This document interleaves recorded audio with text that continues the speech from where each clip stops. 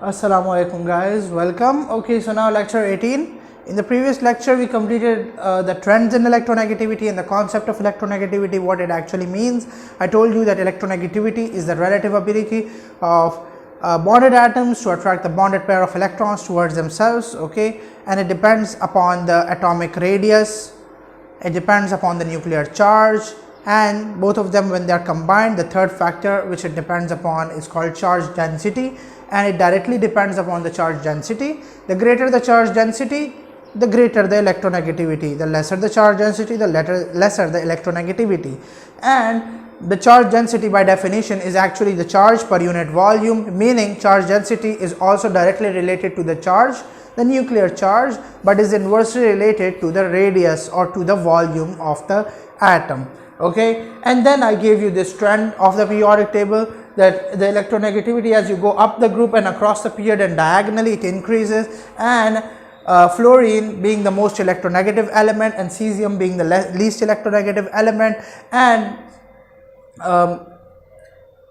the noble gases are excluded and the radioactive elements are also excluded. Okay, now not just nitrogen, not just fluorine, but in addition to fluorine, oxygen and nitrogen are also very electronegative, and they come after fluorine in electronegativity. Okay, electronegativity is actually measured in a scale called the Pauling's scale, but it's not very important though. Fluorine has the maximum value of 4.0. Okay, 4.0 is the maximum value of electronegativity, and all other elements, they have lesser than 4 values.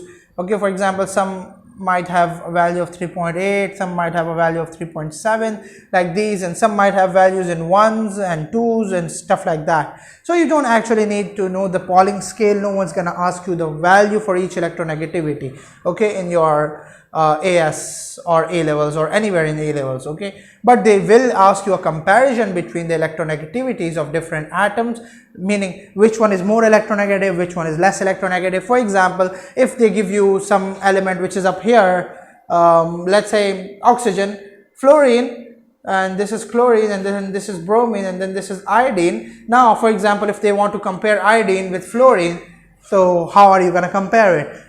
So, and for instance, if this question comes for 3 marks, so what are the 3 points that you have to write in that question? So basically, first of all, you are going to say that iodine has a larger atomic radius as compared to fluorine, right? And if it has a larger atomic radius as compared to fluorine, then that means it will have a lesser charge density. A lesser charge density means iodine has a lesser electronegativity compared to fluorine. That's it. These are the 3 marks that you get.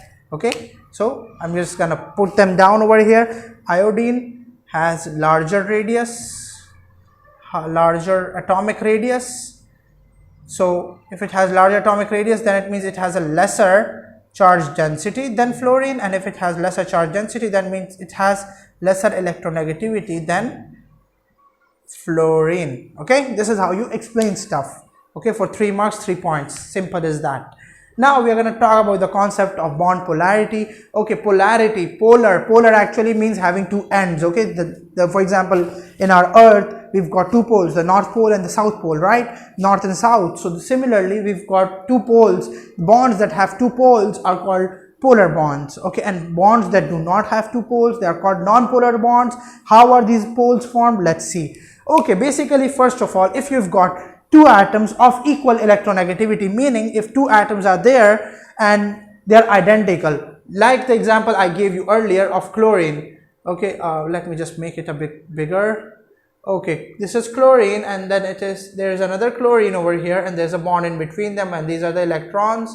I'm not drawing the other electrons, okay, the other lone pairs, okay, for simplicity. Now chlorine is identical to chlorine. This means their electronegativity is going to be equal, and if their electronegativity is equal, then that means the pull from both the sides is cancelled out, right? And if the pulls from both the sides is cancelled out, that means the electrons are located exactly at the center of this bond, meaning it is midway from both the atoms. So that means if it is midway from both the atoms, then these electrons are not shifted towards any of these atoms. Such a bond in which the electrons are located at exactly the center of the bond is known as a non-polar bond. Non-polar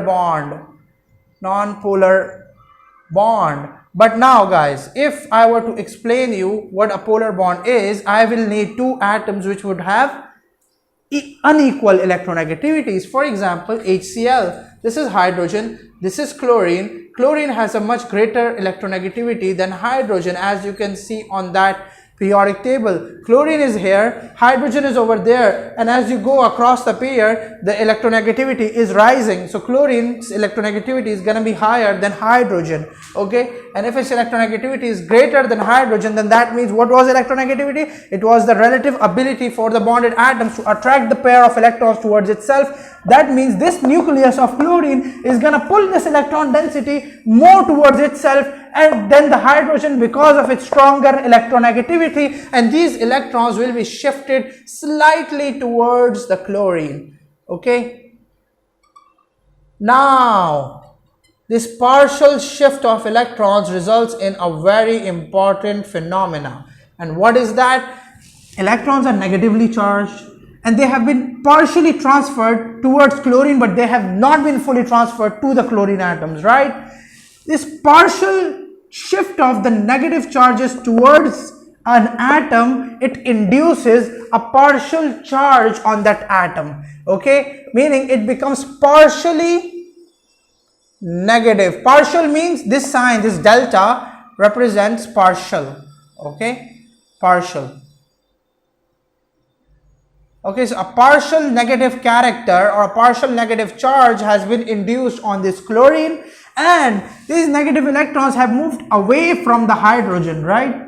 Moving away from the hydrogen means that it has lost electrons, but partially, right? And what does loss of electrons do? It produces a positive charge. But did the electrons get transferred fully? No, they were partially transferred. So that means this hydrogen will get a partial positive charge, okay? Now such a bond in which two atoms of different electronegativities are bonded to one another, which results in the shifting of electron and the induction of partial charges on the bonded atoms, is known as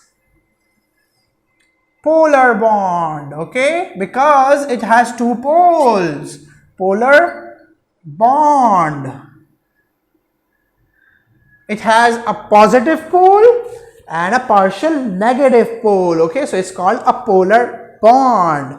So this was the concept of polarity. Bond polarity exists in a bond which is polar. And what is a polar bond? Bonds in which two atoms of unequal electronegativities have been bonded with one another, okay? This is a polar bond. And two atoms which have equal electronegativities or close electronegativities, if they are bonded, they would result in a non-polar bond. Another classical example of non-polar compounds include hydrocarbons. Hydrocarbons. Okay, what are hydrocarbons, by the way?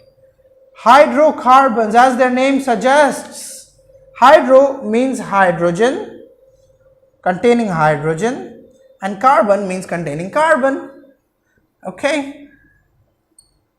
So any compound that contains hydrogen and carbons only, okay, are hydrocarbons. No third element involved. These are the only two types involved in an element is an hydrocarbon. Now, hydrocarbons also fall in this category of being non-polar because hydrogen and carbons have somewhat equal electronegativities or very close electronegativities with one another. But if the electronegativity difference is huge like this bond, then it's gonna be a polar bond, okay? And I told you it's called, and by the way, such a bond in which there are two poles, okay, only two poles, is also known as a dipole, okay? So remember in the previous video I told you the concept of dipole will be also discussed. So this is what a dipole actually means. Di means two and pole means poles. So having two poles, a partial positive and a partial negative pole. Polar bond is also a dipole and it contains bond polarity. Simple and easy as that. Okay, so this was the entire concept of bond polarity. So by the end of this video, now you should know what actually polar bond is and what a non-polar bond is and what's the difference in between them. Okay, what's the concept of electronegativity and how is that applied on bond polarity. Okay, equal electronegativities, non-polar bond, unequal electronegativities, polar bond. Okay, unequal electronegativities, acha, slightly different electronegativities, still non-polar bonds. Okay, like hydrocarbons. Simple as that. And this pretty much sums up the discussion of this chapter. This video, not the chapter. We still have a lot of stuff left. So meet you in the next video then. Thank you.